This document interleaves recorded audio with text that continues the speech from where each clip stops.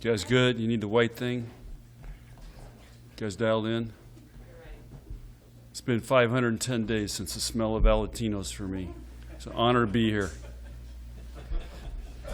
I tweeted out Friday or Saturday night. It was it's nothing like the smell of popcorn on game day when they're making that popcorn all afternoon. I feel like I'm working at the movie theaters. So anyway, the Phoenix will rise. Nothing torn, nothing broken. So that's good news.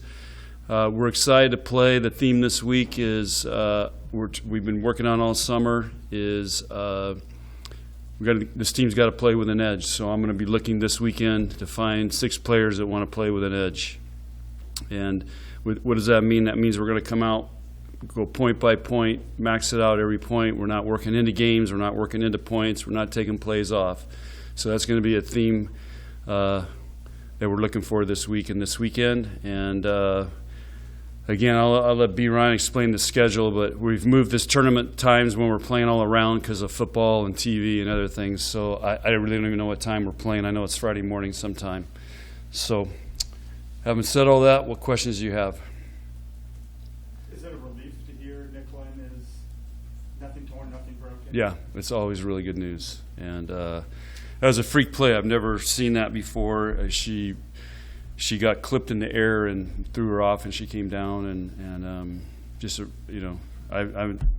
she hasn't gotten hurt in 4 years here, so it was tough deal. But they're young, so they heal fast. So foot or ankle, or it was her ankle. Yeah. So do you expect to have her on Friday? No, I don't think she'll play this week. So it's just again, it just matters how fast the swelling gets out, how she can build her strength back up. The good thing is Nicklin doesn't jump that high, so the high flyers, it takes them a little longer sometimes. The DBs get the high ankle springs, it takes them longer than the linemen. So anyway, that's just a side note. When did you find out about Nicklin? Saturday night or Sunday? No, not till Sunday morning. But they took her over and x-rayed her and everything, and we knew it wasn't broken Saturday night. That was the big thing they always check for. And Sunday was, we had video Sunday, and so it's all good. How do you describe the level of relief knowing that she's okay?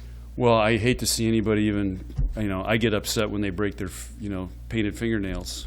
So you don't ever like to see anybody get hurt, especially her. She's such a warrior, and like I said, I've never seen that happen to her. She's always really in good control, and she'll crash around and stuff, but that was just, I was kind of in shock.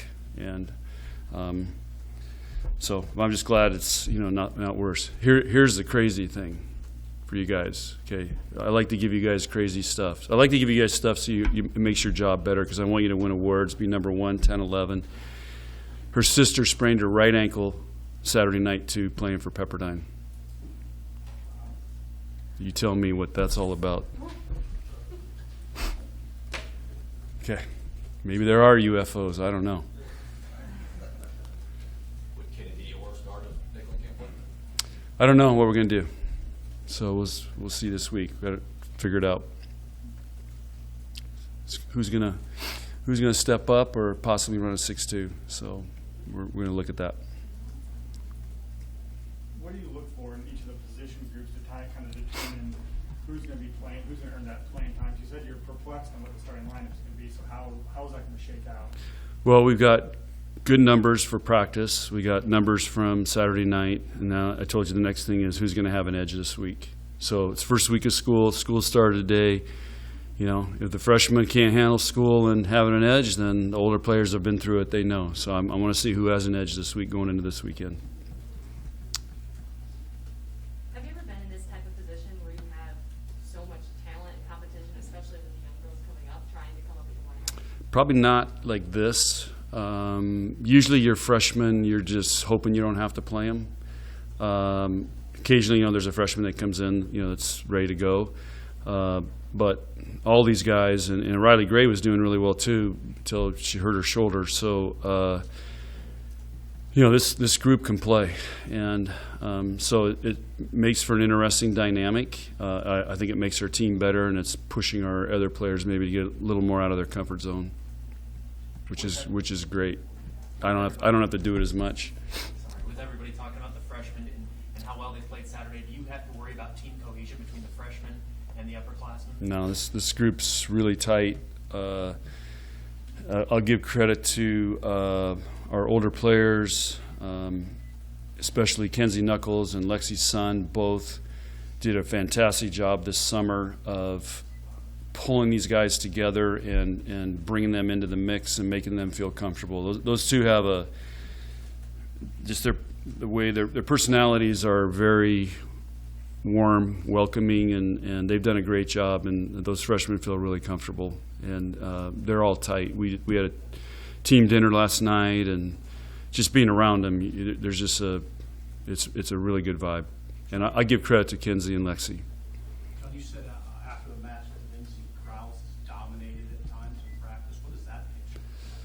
Well, she was our leading hitter, and efficiency-wise, blocking-wise, serving-wise, she was our best server for the week. So just a lot of categories she did really well.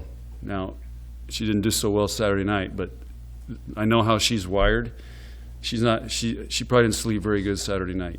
So she's going to come back, with a vengeance, I think. And she's really focused, determined. I mean, that's how you win 4 state championships. I mean, that's not easy to do. And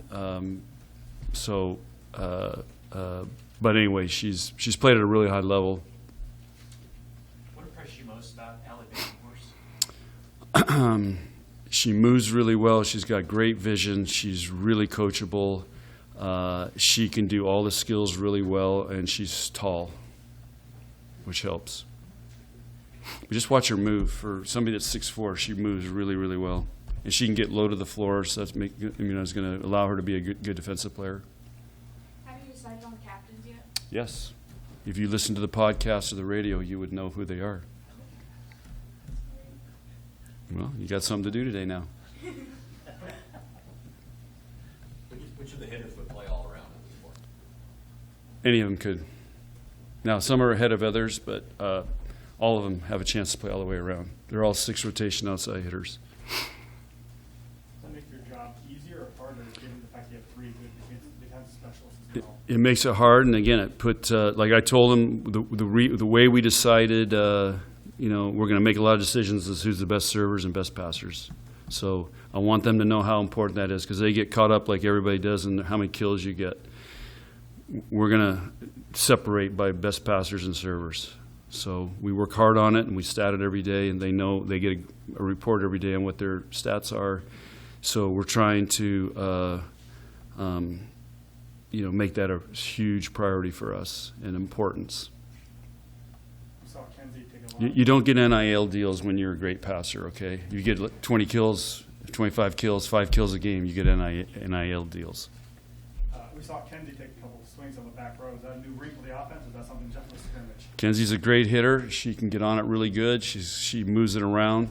She hits, because she's shorter, she hits it flat, so she's gonna get a lot of tools off the block. It's harder to block because she's smaller. And we're seeing if we can develop that as a possibility. I think middle back's a more natural position for her than left back, so that allows her to be able to, we want to have somebody be able to attack out of the back row there. So she's all about it, loves it. And remember, she hit for her whole life, so this is nothing new for her. And she almost touched 10 feet, and she was 9'11" and a half in vertical testing. So she's playing close to our outside hitters height-wise. I have a 2-part question. Yeah. Part one. How do you know when you have a good player-led team? In other words, the players are the leaders and they put out some of the fires before they ever get to you. And the second part is your most talented team also often your best player-led teams? The first part of that is we're in the honeymoon right now. We'll know more. I can answer that better as we get into the grind of the Big Ten and how they handle stress of school playing. But up to this point, it's a great vibe and great team to be around. And again, we have a culture where a lot of those things are taken care of internally before it ever gets to the coaches or we have to deal with it. So, part of that's our culture, and our older players understand that culture and have taught the younger players. I'd say probably the best team we've ever had here was 2008, and it was probably the least talented team.